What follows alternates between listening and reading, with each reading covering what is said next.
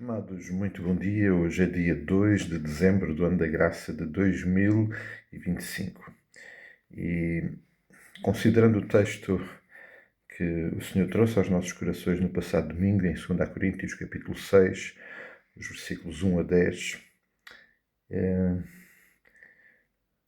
queria muito que hoje pudéssemos voltar a considerar a primeira expressão, a primeira exortação perdão, que o apóstolo Paulo nos deixa neste texto, logo no versículo 1.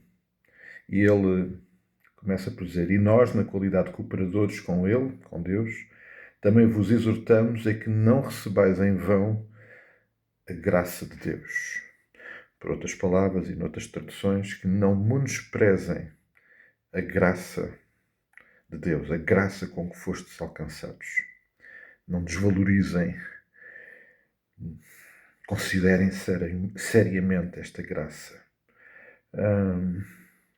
O versículo 21 do capítulo 5 é um entre muitos versículos que nos dá a imagem do que é que Paulo está a falar, de que graça é esta.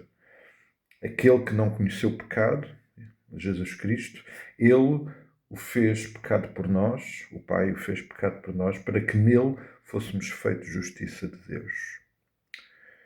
O Pai enviou o Filho que viveu, que se ausentou do céu, viveu aqui, viveu todas as circunstâncias, viveu aquilo que o próprio Senhor Jesus Cristo descreve antes desse momento, quando avisa aos discípulos: Eis que subimos a Jerusalém e o Filho do Homem será entregue aos principais sacerdotes e os escribas, e condená-lo-ão à morte e o entregarão aos gentios, e hão de escarnecê-lo, cuspir nele, açoitá-lo e matá-lo, mas depois de 3 dias ressuscitará. Esta é a imagem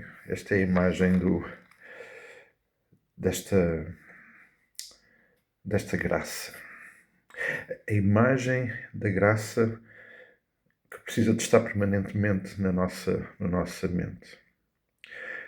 O Senhor Jesus sabe que este é um assunto tão importante que ele precisa de estar bem presente na nossa memória, no nosso coração, e por isso também, antes destes acontecimentos, chamou os discípulos para a celebração da Páscoa judaica e à mesa com os discípulos, agora não mais, nesse momento já ultrapassados os elementos que representavam e que lembravam e que são símbolos dessa Páscoa e que levavam a sua memória para a saída do Egito, do povo de Deus, do povo de Israel do Egito, com cada elemento que lembrava tudo o que aconteceu naquela circunstância. Agora o Senhor Jesus deixa outros 2 elementos, o pão e o vinho, para que na nossa mente, no nosso coração, nunca menosprezássemos esta graça.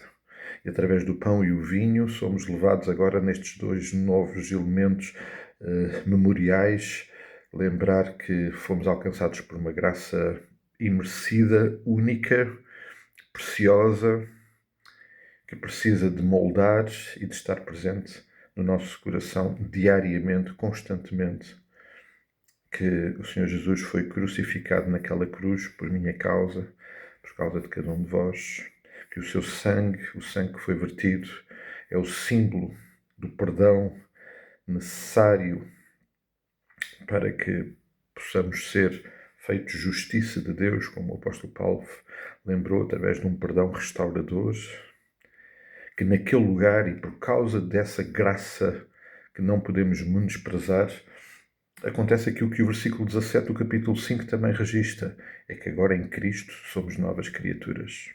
As coisas velhas passaram e tudo se faz novo.